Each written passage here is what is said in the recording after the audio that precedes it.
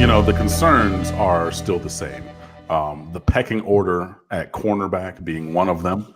It looks like Al Blades Jr. has a slight leg up on DJ Ivy for the number 2 cornerback slot, opposite Trajan Bandy. But both of those guys are going to play, that being Ivy and Blades Jr. With Bandy, that's your top 3 right there. So all of those guys are going to play. You have Corey Couch and Christian Williams, true freshmen, who are working in as well.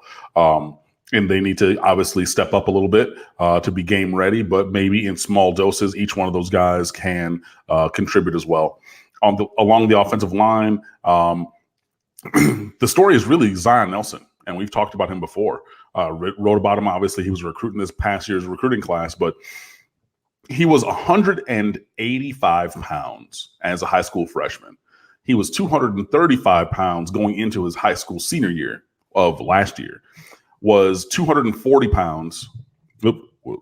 Was 240 pounds as a recruit when he was a 2-star recruit going to Appalachian State. Miami came in late, flipped him, and he's up to 290 pounds, and he's working exclusively at left tackle with the first team unit with very little rotation, if any, there. And it looks like he's going to go from being, again, a 240-pound 2-star recruit to being the starting left tackle at the University of Miami for week 1, which is a crazy fast ascension. I wrote in the recruiting notebook on Nelson after he signed, and he was an early enrollee.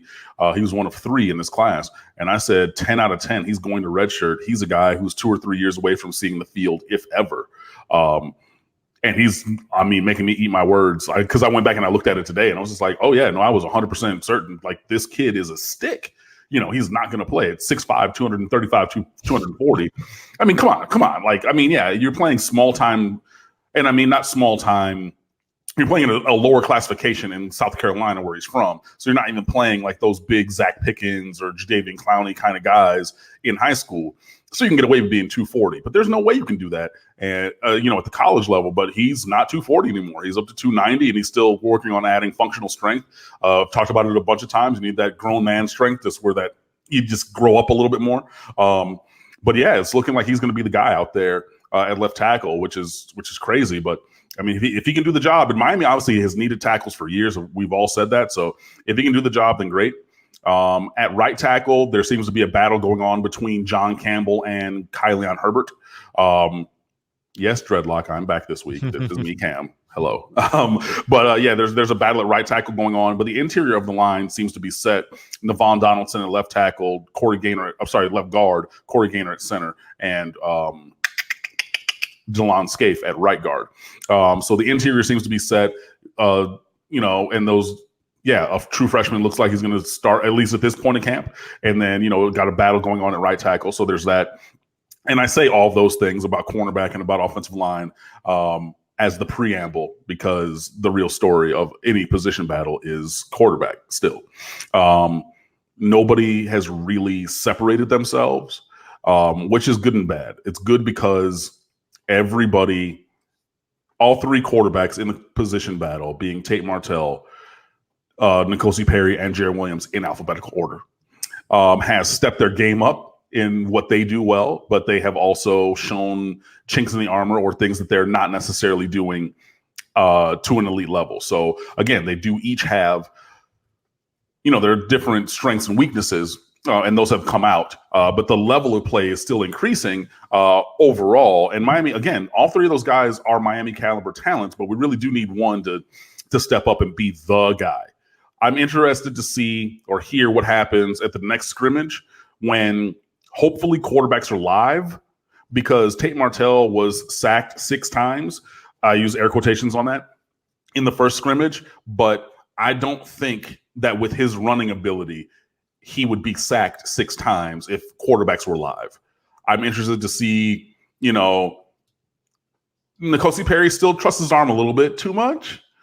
He threw 1 interception where he tried to fit it into a super tight window and the ball got tipped and then picked off in the secondary and returned for a touchdown. Jared Williams just had a bad read trying to make a throw deep down the field that got intercepted, and had a couple other balls that were intercepted as well. The quarterback position did have 71% completions in the scrimmage, which is great.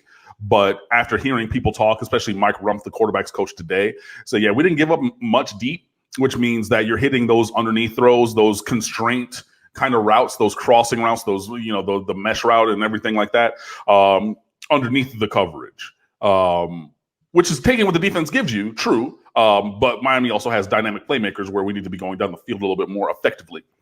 So I want to see where that can come from. So, yeah, I mean, those are still the questions and everything. Seems like there are some guys who are stepping up into some bigger spots. And, I mean, those are three positions right there: cornerback, offensive line, and quarterback. And going into kind of touching on the first question on the screen, who's the starting safeties? The number one safety right now is number 26 in your program, Gervin Hall. That guy, I mean, he had both interceptions in the scrimmage. He's sideline to sideline. He is fully embodying everything that we saw in him as potential as a high school recruit. You see why, Nick Saban famously landed the helicopter at Palm Beach Lakes when he was there on the football field. He does that for recruiting purposes. They have to clear it with the school, so you have the room to land the helicopter, but you go there specifically for Gervin Hall because he's that kind of player. And even as a true sophomore, he seems like he is taking a gigantic leap forward. There are some other guys at the safety position, obviously Amari Carter. Derek Smith seems like he's taking a gigantic step forward from everything that's been seen and said. And Bubba Bolden, transfer from USC, who was at JUCO last year after getting dismissed from USC, but we have already talked about that anyway. He's on campus as of today.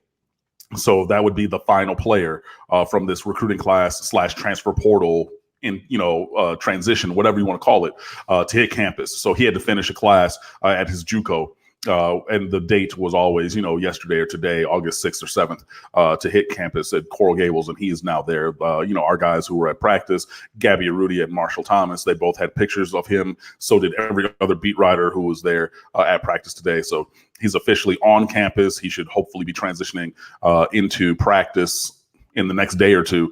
Obviously, there's the acclimation period where you have to be just in a helmet and then shells before you can put on a full set of pads, just because, the health and safety regulations of football. But getting number 21 on the field is going to be a real big boost for that secondary. And, people have already said that, he has the ability to, cover from the slot. He, is a rangy safety. He was All-American in high school. He was in line to start last year at USC as a true sophomore before, his situation befell him there.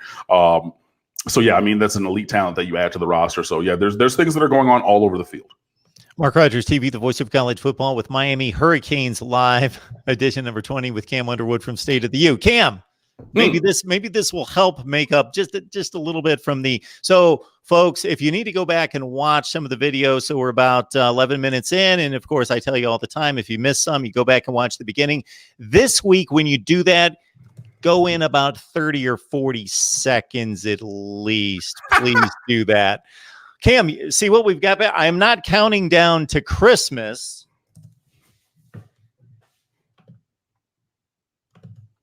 Can you read that? Okay. Oh, okay. I see you. I'm sorry. Yeah. We've got a countdown to August 24th at 7:30 p.m. Eastern time. Right behind me. A viewer purchased that. They said, nice. You need a countdown clock. And I said, I don't have time to get a countdown clock. I'm not getting a countdown clock. Boom. Here came the money. We want you to have a countdown clock.